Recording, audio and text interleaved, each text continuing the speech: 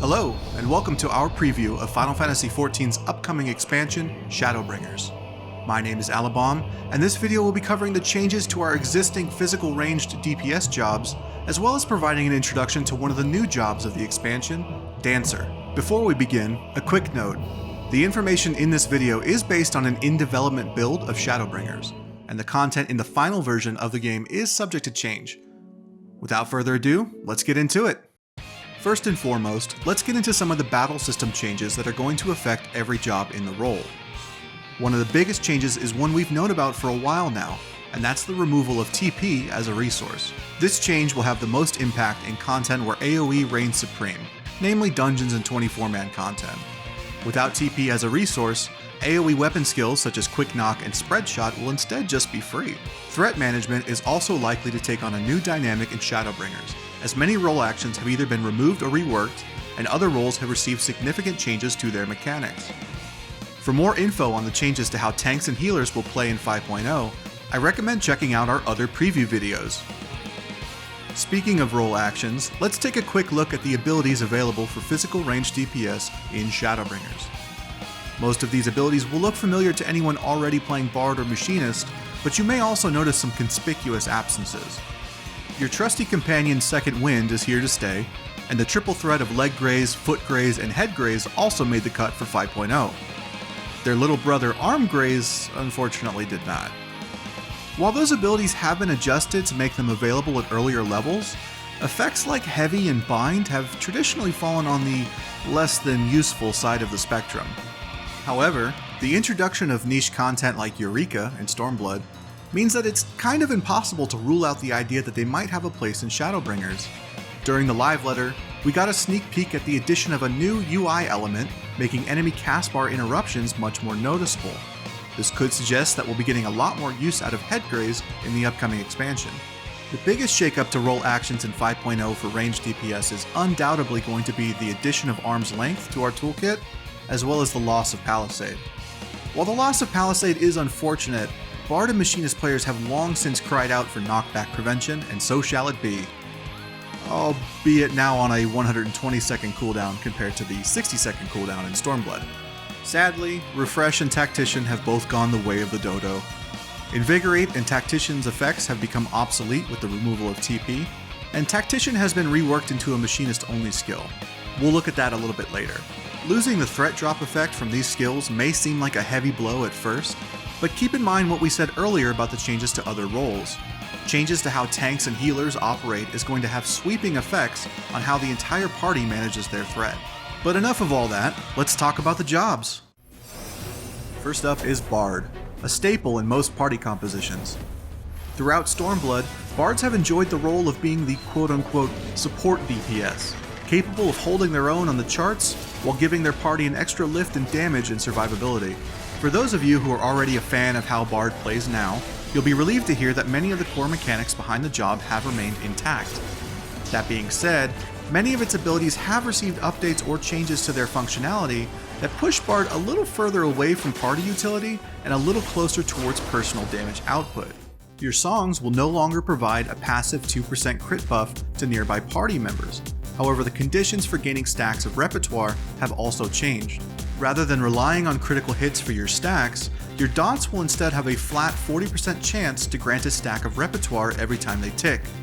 This should translate to a more consistent flow of repertoire stacks, keeping the job's active playstyle alive as well as building your gauge at level 80. Straight Shot no longer grants a passive 10% increase to your critical hit rate. Instead, it's been combined with Refulgent Arrow into a single button. You'll need to proc the Straight Shot Ready status using Heavy Shot or Burst Shot in order to use it. Straight Shot will evolve into Refulgent Arrow at level 70. Venomous Bite and Wind Bite have had their dot durations increased to 30 seconds, which will make managing your dots while leveling or level synced much more consistent. At level 76, Bards will gain the trait Bite Mastery 2, giving your dots a 35% chance to proc the Straight Shot Ready status. This means that keeping your dot uptime as close to 100% as possible will be even more important than before, as missed uptime will also potentially mean missed Refulgent Arrow procs.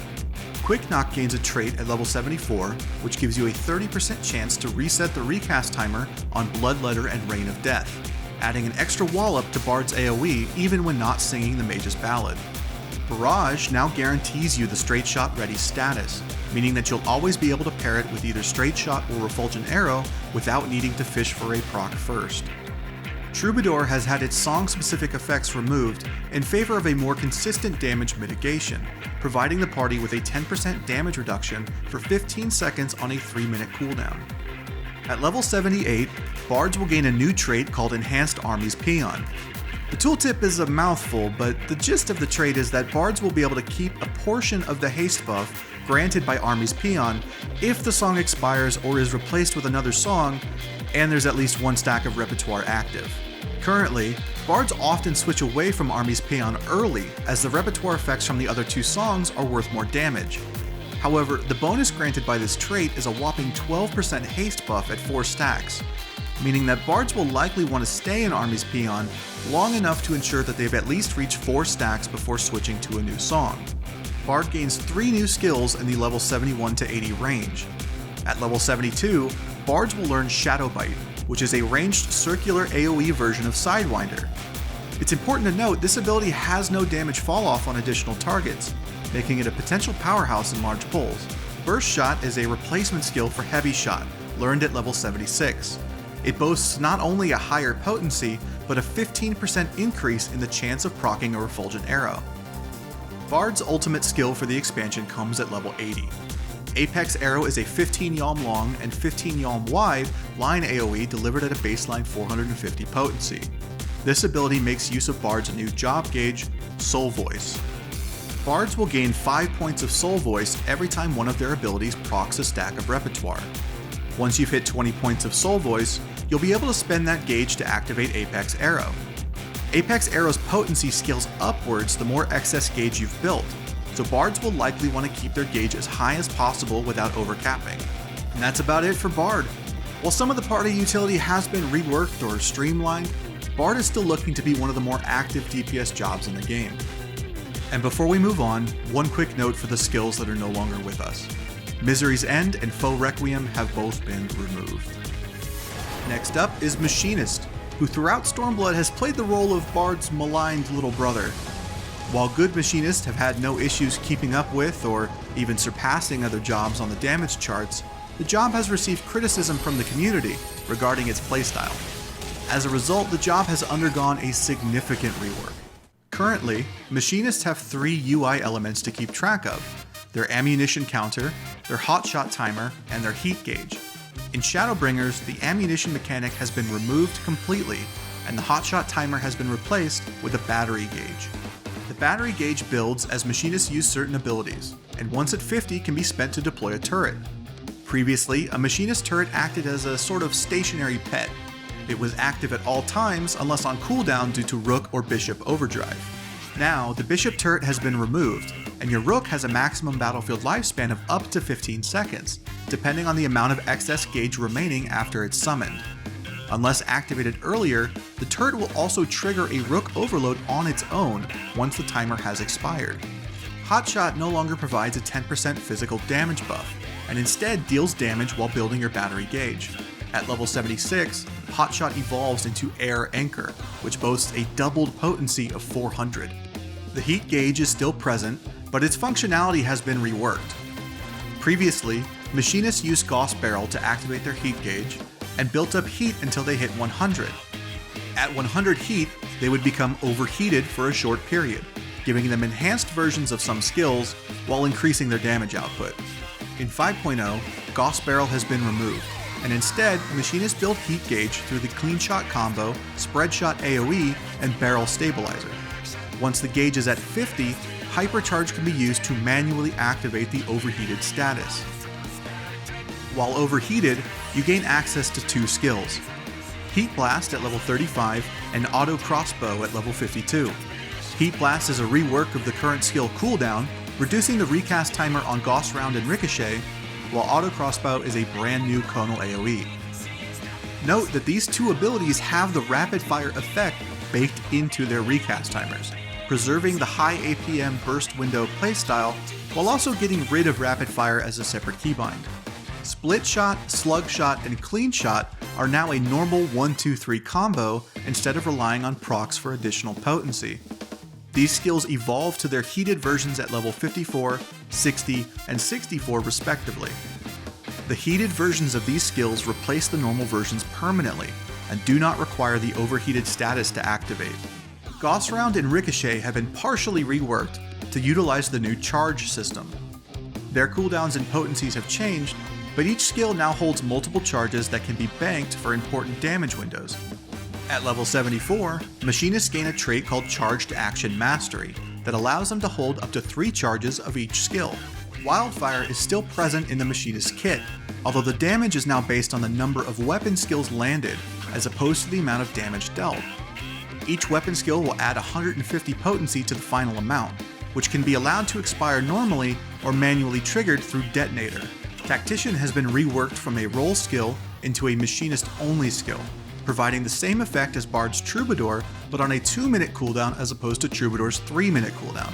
Drill is a brand new ability for Machinist at level 58, dealing a large amount of single target damage and building battery gauge. It shares a recast timer with another one of Machinist's new abilities, Bioblaster. This skill is a conal AoE that deals a small amount of initial damage while applying a dot to all enemies hit. Flamethrower is still around as well, however it no longer has any relation to the heat gauge. Instead, it is simply a channeled conal AoE. Last but certainly not least, the Rook Auto Turret will be upgraded to the Automaton Queen at level 80.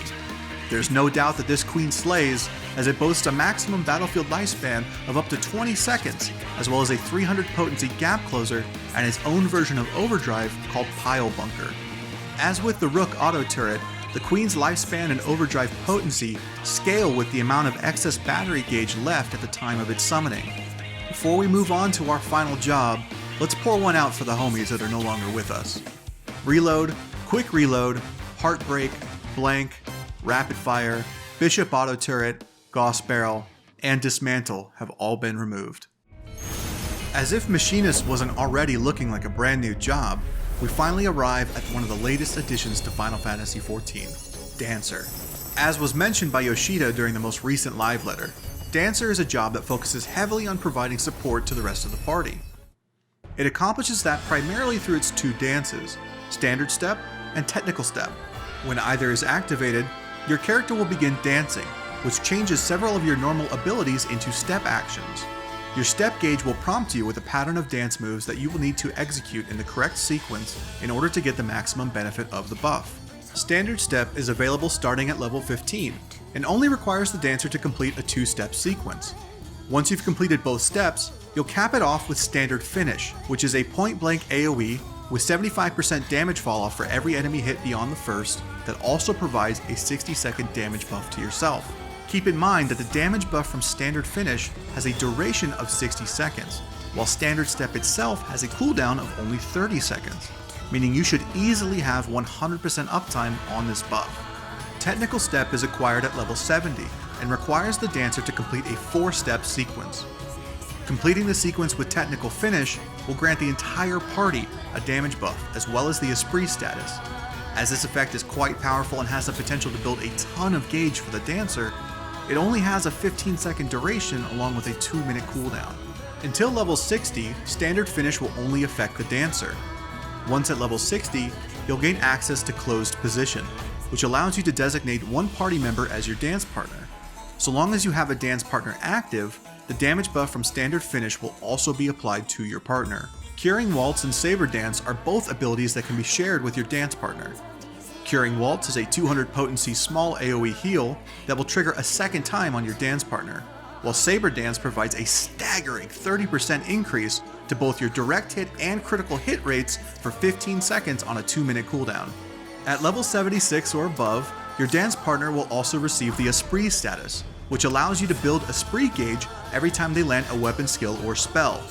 This gauge is spent on Devilment, a ranged circular AoE with 50% damage falloff for every enemy hit beyond the first.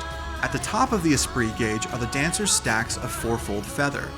These stacks are procced from certain actions which are themselves procced from your normal combo actions. For single target, Cascade combos into Fountain, and each ability has a 50% chance to proc a Flourishing status. The Flourishing Cascade and Flourishing Fountain statuses allow for the usage of Reverse Cascade and Fountain Fall respectively, which boast higher potencies as well as a 50% chance to proc a 4-fold feather.